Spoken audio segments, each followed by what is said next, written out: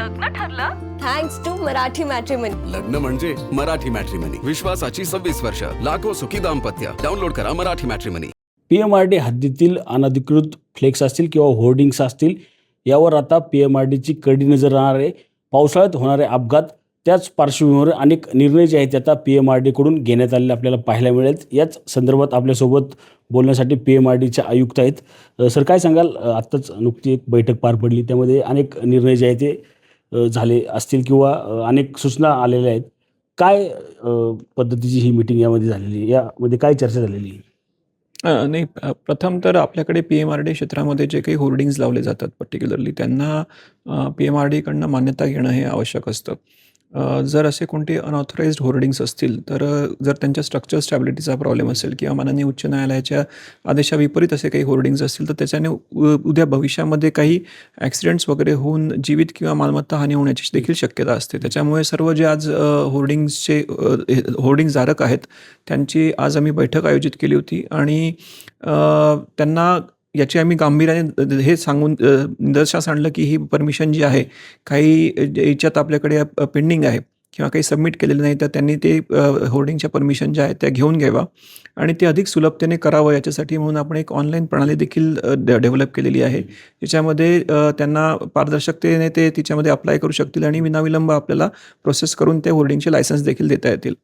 तर एकीकडे त्यांना सुलभ पद्धतीने आपण फॅसिलिटी प्रोव्हाइड करणं की जेणेकरून त्यांचं लायसन्स जे आहे ते आपण लवकर इश्यू करू शकू आणि ॲट द सेम टाईम जे अनऑथराइज्ड होर्डिंग्ज असतील त्यांच्यावर कारवाई करण्यासंदर्भात त्यांना जो आम्हाला एक हे द्यायची होती, इशारा द्यायचा होता की असं असेल तर आम्हाला कारवाई करावी लागेल. तर त्या अनुषंगाने आज आम्ही सर्व होर्डिंगधारकांबरोबर बैठक घेतलेली आहे. आपण पाहिलं तर मागच्या अवकाळी पाऊस असेल किंवा पावसाच्या दरम्यान अनेकदा होर्डिंग कोसळून अपघात होतात, काहींचा मृत्यू होतो. अशा होर्डिंग धारकांना काय इशारा द्याल की कशा पद्धतीने हे होर्डिंग काढली पाहिजे? नाही, तेच होर्डिंग जेव्हा एखादं आपण लायसन्स इश्यू करतो किंवा तेव्हा आपण त्याचं प्रॉपर स्ट्रक्चरल स्टॅबिलिटीचे सर्टिफिकेट्स वगैरे घेऊन आपण इश्यू करतो.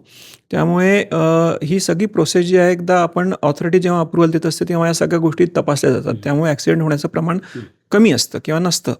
परंतु जर अशी परमिशन घेतलेली नाही आहे, अनऑथराइज्ड आहे, तर अशा केसेसमध्ये काही ॲक्सिडेंट होऊ शकतो आणि ते होऊ नये याच्यासाठी म्हणून आम्ही ते अनधिकृत होर्डिंग जे आहे ते काढण्यासाठी आमच्या सर्वांना कारवाई सुरू करणार आहोत आणि जे कोणतेही आता तिथे लागलेले आहेत त्यांचे मिनिमम त्यांची प्रॉपर स्ट्रक्चरल स्टॅबिलिटी असावी, इतर जे डॉक्युमेंट्स आहेत ते क्लिअर करून त्यांनी आमच्याकडनं परवानगी घ्यावी या संदर्भात आम्ही त्यांना कळवलेलं आहे. बैठकीमध्ये एक देखील सूर पाहायला मिळाला की जे जागा मालक आहेत त्यांच्यावर देखील गुन्हा दाखल करण्यात यावा. ज्या पद्धतीने होर्डिंग चालकांवर गुन्हा दाखल होतो त्याच पद्धतीने जागा मालकांवर देखील गुन्हा दाखल करण्यात यावा अशी देखील मागणी होताना पाहिली.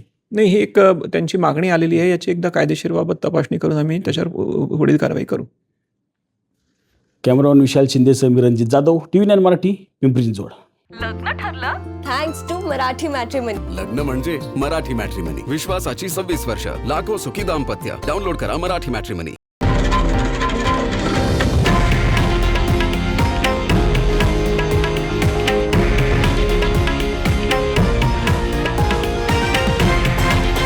हे आहे देशातील नंबर 1 न्यूज नेटवर्क आणि आपण पाहत आहात TV9 मराठी, एकमेव.